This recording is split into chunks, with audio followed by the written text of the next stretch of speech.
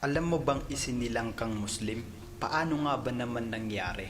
Ano man ang iyong lahi, ano man ang iyong kulay, ano man ang iyong relihiyon o pananampalataya ay isinilang kang Muslim. Si Propeta Muhammad sallallahu alaihi wasallam ay nagsabi, ang bawat tao ay isinilang na Muslim, subalit ang kanyang mga magulang ay ginawa siyang isang Hudyo, isang Kristiyano o isang Madya na kung tawagin ay mga pagano.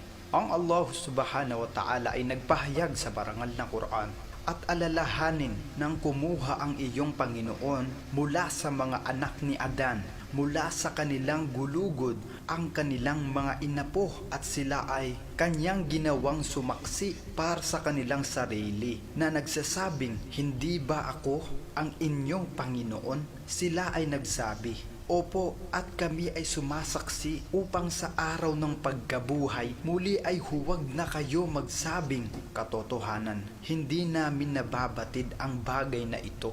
Kaya naman pala, ang lahat ng Kristiyano o anumang pananampalataya o Hudyo, kapag sila ay yumakap sa Islam, ay tinatawag sila na balik Islam. Dahil ang sangkatauhan ay hindi pa lumilitaw sa mundong ito, ay pinasumpa na ng Allah subhanahu wa ta'ala na siya lamang ang Panginoon. Ngayon, ang Allah subhanahu wa ta'ala ay nagwika at hindi ko nilikha ang jin at ang tao maliban na tanging sambahin lamang ako. Nang isilang na ang tao ay pinasundan kaagad niya si Allah subhanahu wa ta'ala ng kanyang paalala na mga banal na kasulatan o aklat at ang mga propeta at sugo.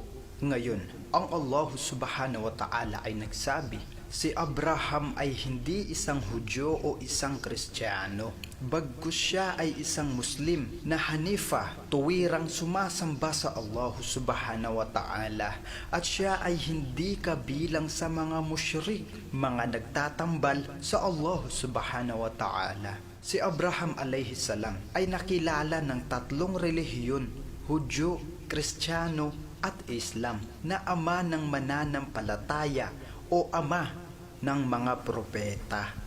Ang Allah subhanahu wa ta'ala ay nagwika sa marangal na Quran at inihabilin ni Abraham alayhi salam sa kanyang mga anak na gawin ang gayong pagtalimang ito, at gayon din si Jacob na nagsabing, o aking mga anak na lalaki, katotohanan, pinili ng Allah subhanahu wa ta'ala para sa inyo ang relihiyong ito, ang Islam. Sa makatuwid, huwag kayong mamamatay maliban kayo ay mga Muslim na tumatalima sa Allah subhanahu wa ta'ala.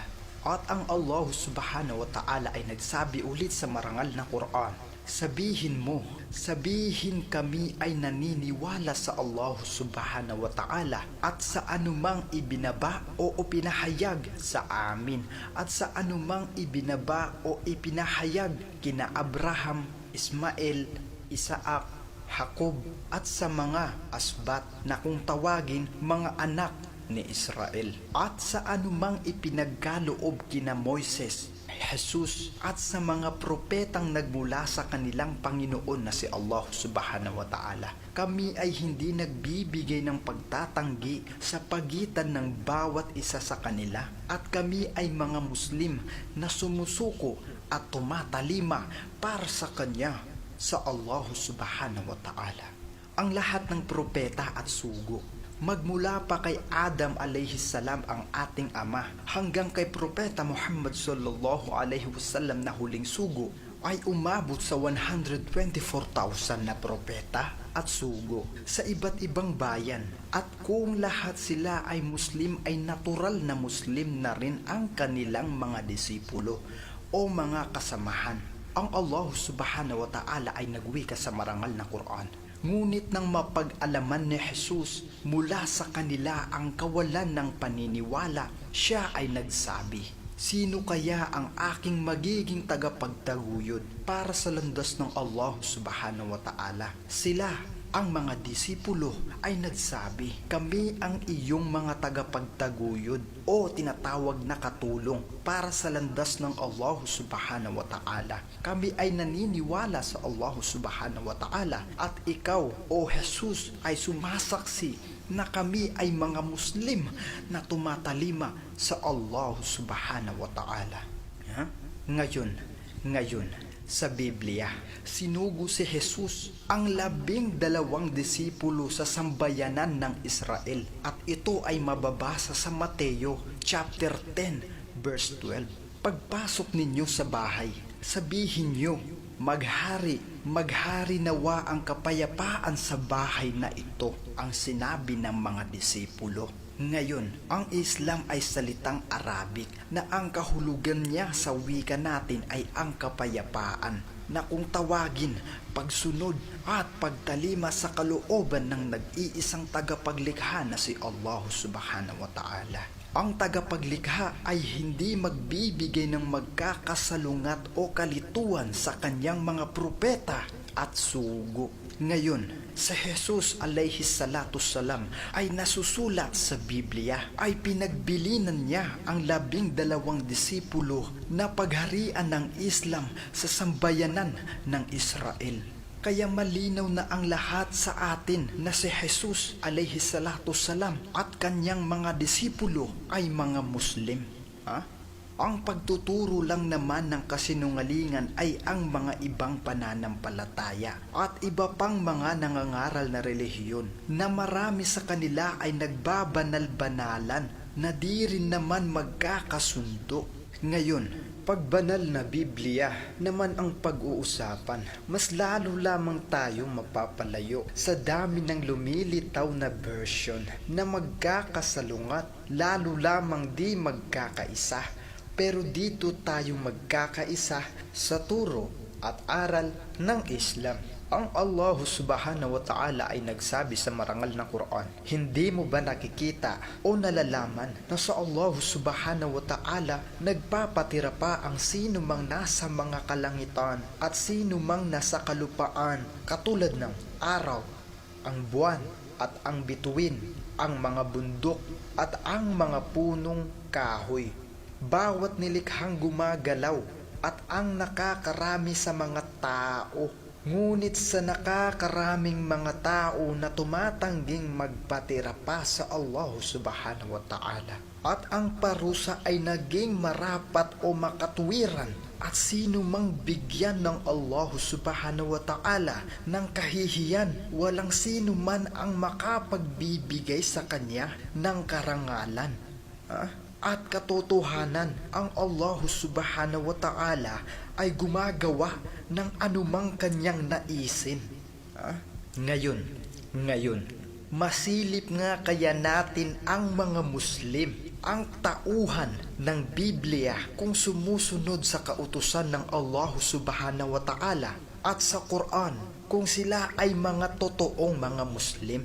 Ngayon, si Jesus sa Biblia mababasa sa Mateo chapter 26 verse 39 at siya ay nagpatira pa, at si Joshua makikita sa chapter 5 verse 14 at si Jose ay nagpatira pa sa lupa at sumamba, at ang mga Bilang chapter 20 verse 6 at si Moises at Aaron ay umalis sa harap ng kapulungan at nagpasa pintuan ng tabernakulo at nagpatira pa.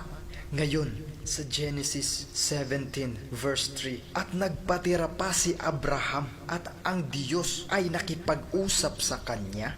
Ngayon, isang mga hari mababasa sa 18 verse 42 at siya, si Elias, ay yumukod sa lupa at inilagay ang mukha sa pagitan ng kanyang mga tuhod, na kung tawagin siya ay nagpatira pa. Ganon din sa Apokalipsis 7 verse 11. Revelation 7 verse 11. Sila, ang mga anghel, ay nangagpatira pa sa harapan ng luklukan at nangagsamba sa Diyos. Talagang kinikilala nga naman pala ang mga propeta at anghel sa Biblia ay nagpapatira pa sa Allah subhanahu wa ta'ala, maliban sa mga nangangaral Nabulaan ang mga taong mga nangaaral at ang mga tagasunod nito. Ngayon, sa bagay may kasabihan nga, ang bulag na kaakay-akay ang kapwa. Bulag ay walang patutunguhan kundi mahuhulog sa hukay. Ang Allah subhanahu wa ta'ala ay nagsabi sa marangal na Quran, kanilang itinuturing ang kanilang mga ahbar. Sila ang mga maalam sa kasulatang Torah at kinikilalang iskolar ng mga Hudyo at mga monghe bilang kanilang mga Panginoon bukod sa Allah subhanahu wa ta'ala. At kanilang itinuturing din bilang kanilang Panginoon ang Mesiyas, anak ni Maria, samantalang sila ay mga Hudyo at mga kafir o Nasara ay hindi inutusan sa Torah at Injil maliban na sambahin ang iisang tanging Diyos na si Allah subhanahu wa ta'ala. Walang Diyos maliban sa Kanya. Luwalhati sa Kanya sadyang napakalayo niya mula sa anumang kanilang itinatambal sa Kanya na si Allah subhanahu wa ta'ala. Kaya ang magiging resulta ng mga tampalasan o mga suwail sa kautusan ay kaparusahan ang igagawad sa kanila. Ang Allah subhanahu wa ta'ala ay nagsabi sa marangal na Quran, katotohanan, yaong mga hindi naniniwala mula sa mga angkan ng kasulatan, mga Hudyo o Nasara o kafir at mga musyrikun, mga nagtatambal ay mamamalagi roon sa impyerno. Silang yaong mga pinakamasamang nilikha. Ngayon, oo nga naman, ba't di pa sundan ang pananampalataya ng mga propeta at sugo sa Biblia at hindi na magpapasaway? Ang Allah subhanahu wa ta'ala ay nagwika sa marangal na Quran, yaong aming pinagkakaloob ng kasulatan sa Yahuda wa Nasara ay nakikilala siya si Muhammad sallallahu alaihi wasallam. Kilala nila si Rasulullah sallallahu alaihi wasallam bilang sugo ng Allah subhanahu wa ta'ala, tulad ng kanilang pagkakakilala sa kanilang mga sarili at anak. Yaong mga nawalan o talunan sa kanilang mga sarili sa kabilang buhay ay sila ang mga hindi naniniwala.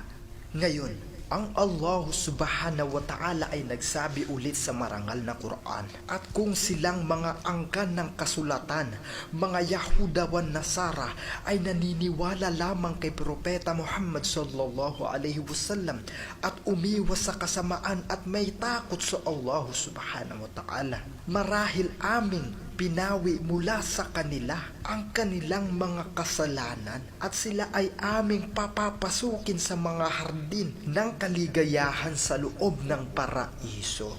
Ngayon, mga kapatid at mga kababayan, mga minamahal naming mga magulang, ang katotohanan ay siya rin ang mangingibabaw sa kamalian.